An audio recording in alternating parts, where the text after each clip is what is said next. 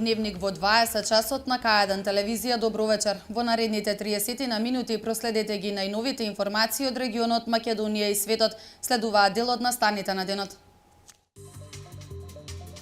Повеќе од 50 компании се јавиле за учество во проектот со кој им се намалуваат трошоците за ангажирање нови работници. Владеачката ВМРО ДПМН во Куманово денес и утре го одржува 15-тиот конгрес. Ракометарите на борец ден пред надпреварот со Вардар Јуниор.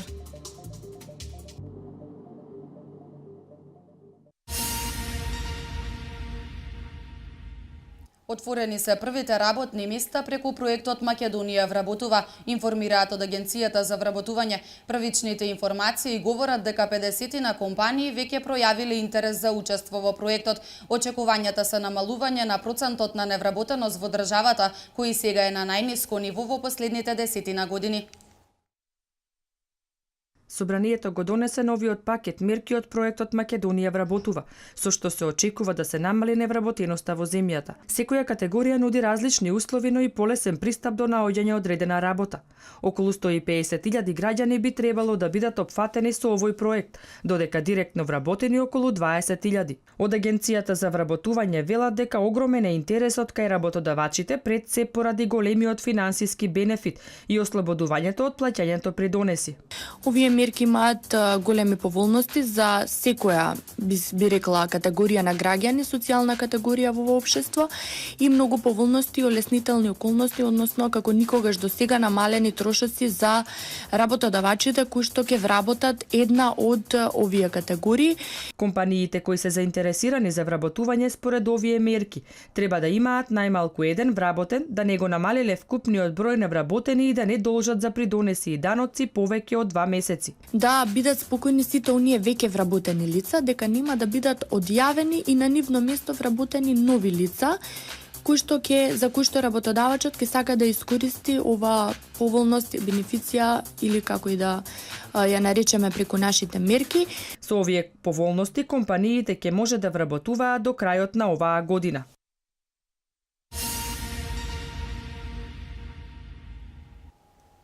Со владиниот проект за реконструкција на железничките станици во Македонија, наскоро 10 станици ќе добијат нов лик. Меѓу нив се и железничките станици во Велес, Чашка, Демир Капија, Градско и Неготино. По Скопје, наскоро започнуваат и градежните активности за реконструкција на железничката станица во Велес. Таа е една од 10 планирани во владиниот проект за модернизација на железничкиот сообраќај. Покрај Скопската и Велешката, до крајот на оваа година, нов лик ќе добијат и железничките станици во Прилеп, Битола, Гевгелија, Богомила, Чашка, Табановце, Демир Капија, Градско и Неготино, Вардар, долж коридорот 10. Со овој проект, велат од владата, се очекува значително да се подобри квалитетот на услугата и зголемување на бројот на граѓани кои ќе го користат овој превоз. Посебно внимание ќе се посвети на подобрување на пристапноста за лицата со намалена подвижност, кои не можеа да се искачат од приземјето до платформата, да дојдат до возот и да патуваат. Реновирањето на железничките станици ќе се финансира со средства од европските фондови. Околу 2000 велешани секојдневно ги користат услугите на железничката станица. Со реконструкцијата, тие ќе добијат европски услуги. Во Велес, проектот за реконструкција на железничката станица, Министерството за транспорт и врски го реализира во соработка со локалната самоуправа, работејќи паралелно на проектот Нов сообраќаен режим.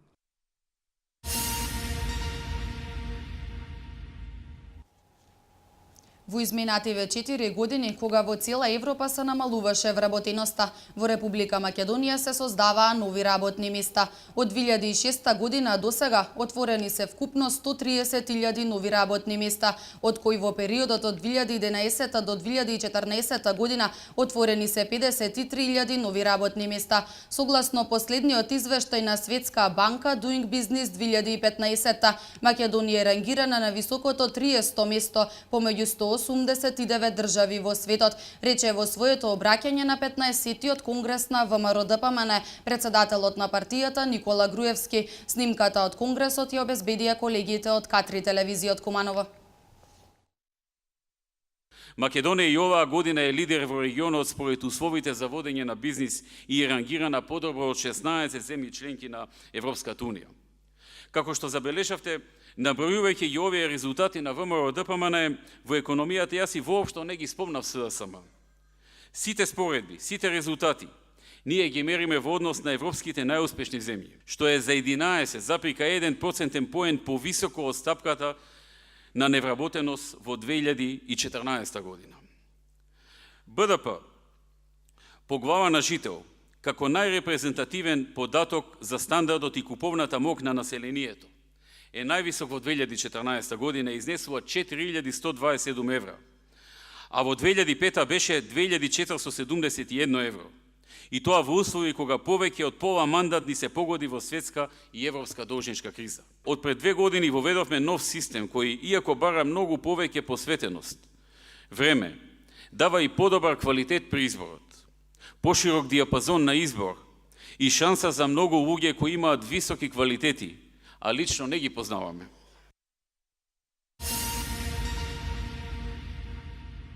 Просториите во зградата на синдикатот започнаа да се издаваат. Велишкиот градоначалник Чадиев најавува средување на дополнителен деловен простор кај влезот на поранешната киносала. Се најавува и обновување на киното кој е дел од зградата на синдикатот.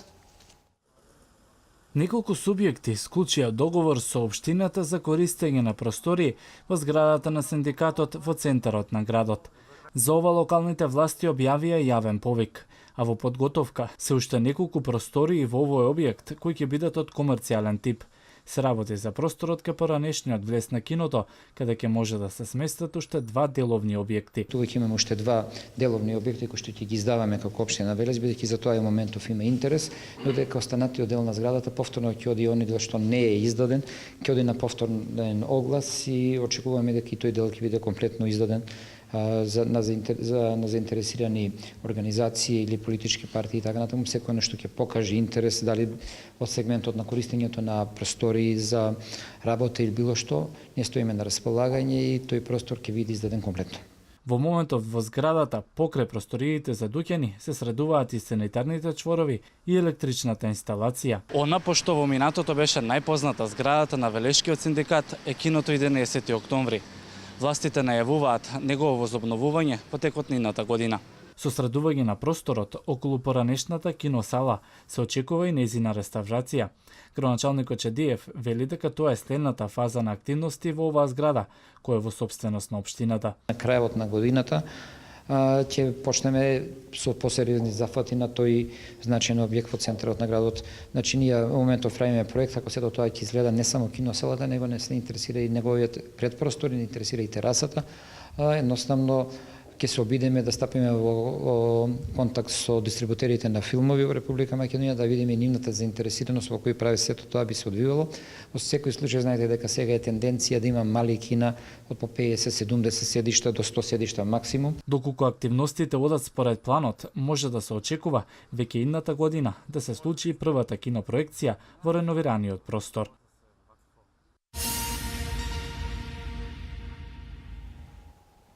Во рамките на програмата за комунална изградба во Кавадарци, во тек е асфалтирањето на улицата Дисанска 2. Асфалтирањето на оваа улица е од големо значење, бидејќи минува директно низ новата населба Парк, каде има интензивна индивидуална изградба. Според динамиката за работа во рамките на програмата за комунална изградба во Кавадарци, во тек е асфалтирањето на улицата Дисанска 2, наспроти градскиот стадион. Оваа улица минува директно низ новата населба Парк, каде има интензивна индивидуална стамбена изградба. Минатата година беа асфалтирани 100, а сега дополнителни 100 метри асфалт. Со овој зафат општината обезбедува квалитетна патна инфраструктура како за жителите од оваа населба, така и за посетителите на градскиот парк и идната мини зоолошка градина, која треба да се гради на источната страна од паркот. Основната цел на оваа улица е да стигнеме до локацијата за идната зоолошка градина или школска зоолошка градина, како што јас ја крстив. Во тек е урбанизацијата за истата и со оваа улица фактички ќе направиме безбеден и сигурен пристап до сите оние кои што во иднина треба да бидат посетители и не само на зоолошката градина, туку и е ова добар пристап до сите оние кои што сакат да дојдат до спомен костурницата. Деновиве пак беше асфалтиран дел од улицата Мирче Ацев во должина од 200 метри на потегот од спојот со улицата Максим Горки до спојот со улицата Блажо Алексов на левиот брег од реката Лудамара. Беше поставен нов асфалтен слој со површина од 1000 метри квадратни и дебелина 7 сантиметри, а на спојот со улицата Блажо Алексов беа поставени и 5 нови решетки за зафаќање на дождовните води во атмосферската канализација. Вкупната инвестиција на работите изнесува 1 милион денари, средства издвоени од општинската каса наменети за комунална изградба.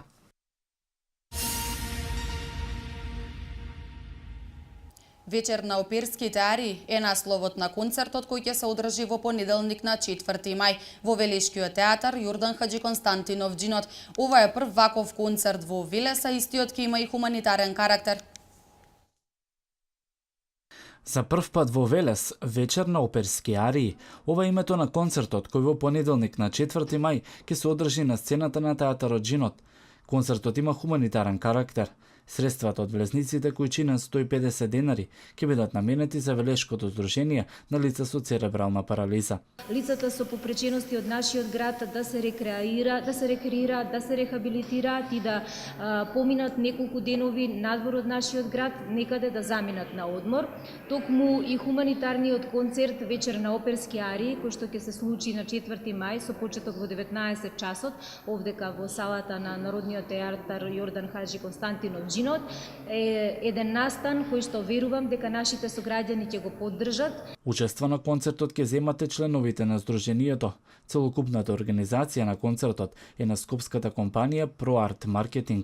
Идејата на овој проект е да се приближи сериозната музика до граѓаните. Во нашиот проект влегоа неколкумина млади музичари, тоа се студенти од Факултетот за музичка уметност во Скопје, а во моментов се соло пејачи, меѓутоа идејата на проектот да се вклучат и инструменталисти. Јас ќе напоменам само кои се учесниците во вечерашниот во концертот кој што ќе се одржи во Велес. Тоа се Злата Тошевска, сопран, Дарко Тодоровски, бас баритон, вашата сограѓанка Вариса Хајдарпашич, сопран, Дамјан Карамфилов, баритон, Деспина Спировска, сопран и Амина Башич, сопран, која е гостинка од Словенија. Исто така, покрај дечињата од Сдруженијето на Борка ќе настапи талентирано дете Игор Андреевски од Велес на пијано. Во рамките на проектот, младите музичари одржаа мини турнеја во неколку македонски градови. Мини турнејата завршува во Велес, а организаторите се надеваат дека во летниот период ќе продолжат со концерти на отворено.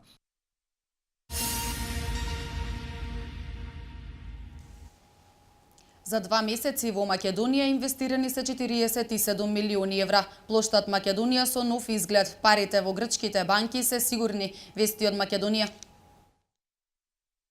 Во јануари и февруари годинава во Македонија се инвестирани 47 милиони евра.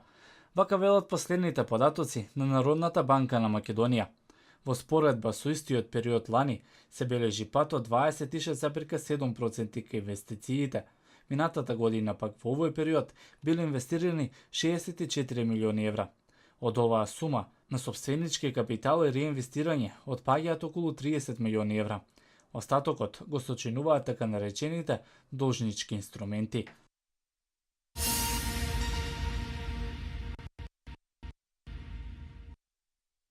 Работните активности кои се одвиваат на плоштадот Македонија во Скопје се при крај. Површната фонтана која се наоѓа помеѓу споменикот Воин на коњ и камениот мост го добива својот финален изглед. Таа ќе биде составена од 128 гейзери, а проектот чини 1,2 милиони евра. Во финална фаза е и проектот за мозаик околу површната фонтана и споменикот Воин на коњ, а исто така заменети се и постојните гранитни плочи. Плоштадот Македонија неколку месеци е затворен поради работењето на овие проекти.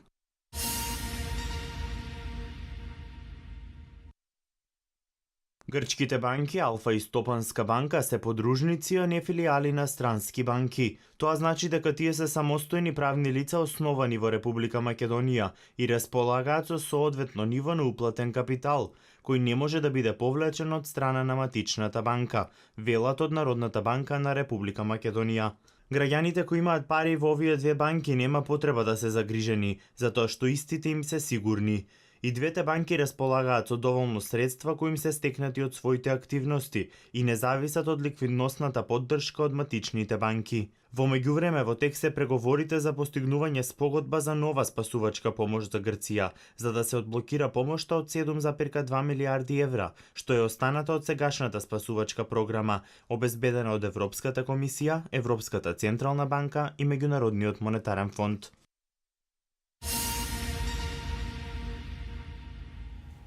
А од вестите од светот, преговорите меѓу Грција и кредиторите одат тешко, продолжуваат протестите во САД, уапсени повеќе од 200 лица. Кина ги забрани метеоролозите аматери кои се најскапите градови за живење во светот.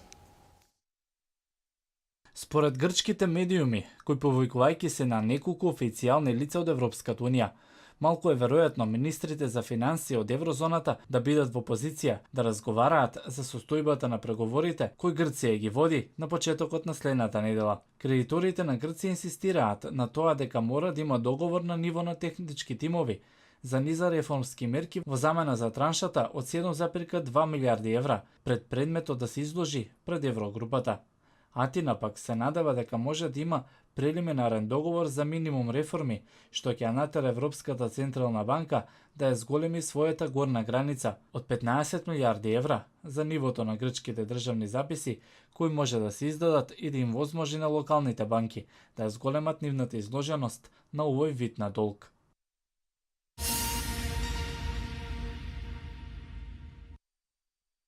Смртта на Фреди Греј, кој почина една седмица по приведувањето во притвор во американскиот град Балтимор, е прогласена за убиство, а 6 полицајци ќе бидат кривично гонети.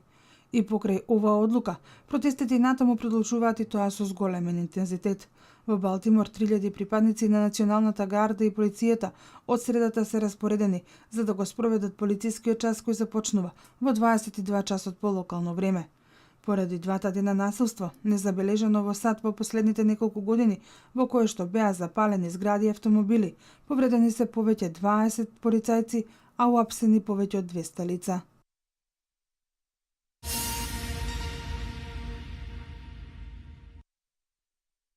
На метеоролозите аматери во Кина со закон им е забрането да даваат неофицијални прогнози за временските состојби.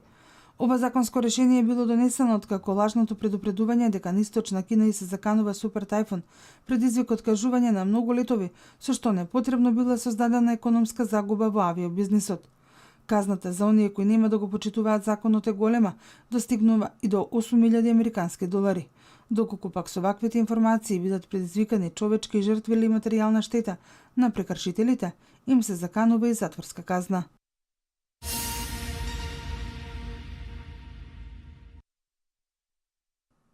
Сингапур е најскапиот град за живење во светот, според најновите информации од Economist Intelligence Unit. Втор е Париз, а по него следува Осло. Рангирањето е направено во однос на индексот за цена на живот на годишно ниво.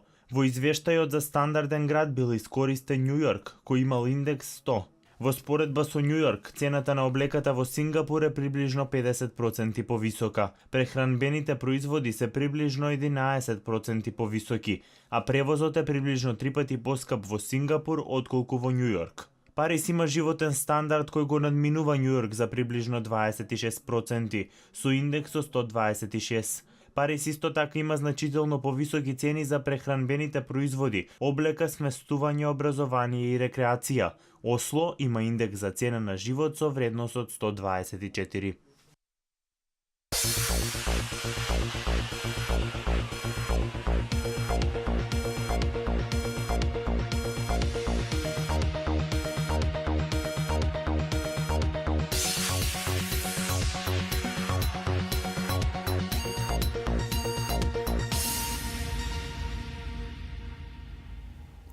Градскиот ракометен клуб Борец во салата Гемиџи во Велес го пречекува ракометен клуб Вардар Јуниор. Во вечното дерби МЗТ Скопје го совлада работнички минимално со 82:83. Повеќе за вестите од домашниот спорт Ангел Самараков.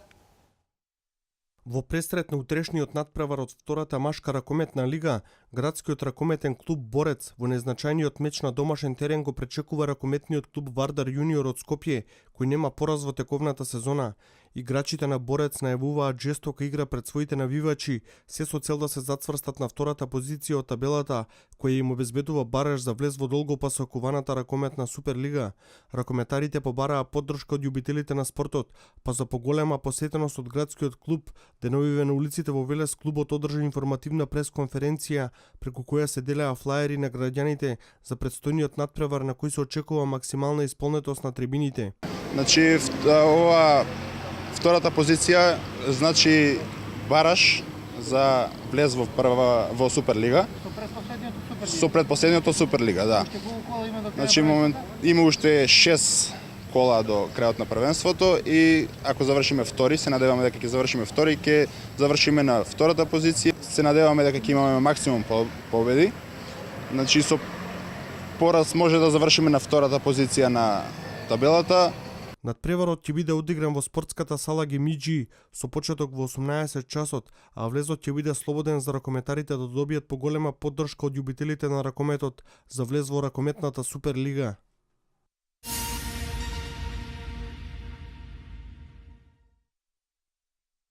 Во петото коло од кошаркарската Суперлига, МЗТ Скопје Аеродром успеа да слави тесно на гостувањето во градски парк против вечниот ривал Работнички со 82 наспроти 83.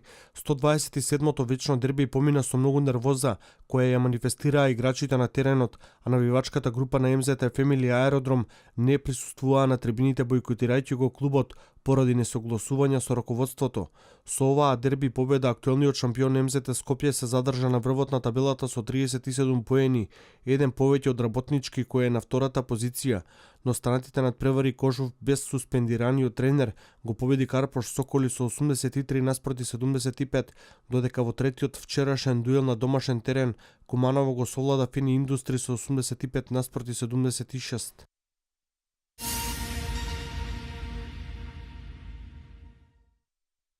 Машката ракометна репрезентација на Македонија отпатува за Тулус, каде веќе во недела во 17 часот ќе го одигра вториот надпревар од квалификациите за Европското првенство против светскиот европски олимписки првак Франција.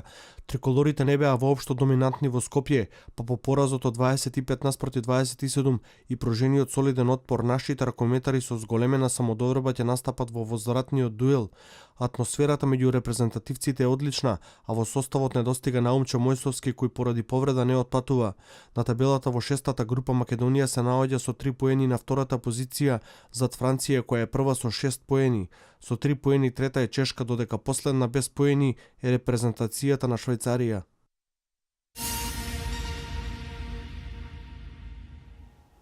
А од меѓународниот спорт, Атланта го совлада Бруклин во серијата надпревари од плејофот и се пласира во полуфиналето од источната конференција. Атланта и Перо Антич дојдоа до пласман во полуфиналето од плејоф разигрувањето во источната конференција, откако стигнаа и до неопходната четврта победа за вкупни 4 наспроти 2 во серијата надпревари против Бруклин Нетс. Во шестиот меч Атланта убедливо и без многу напор на гостувањето во Бруклин стигнаа до триумфот од 87 наспроти 111. Јастребите предводени од Пол Милсап, кој придонесе со 25 поени, настапија сериозно и ја превзедоа иницијативата во самиот старт, па предноста ја одржуваа убедливо до самиот финиш.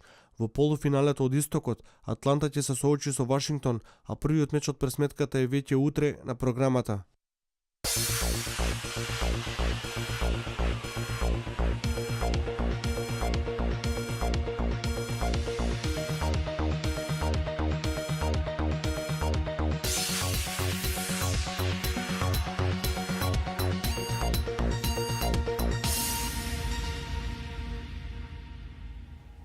Денеска имавме претежно облачно време. Да погледнеме какво време не очекува во наредните денови.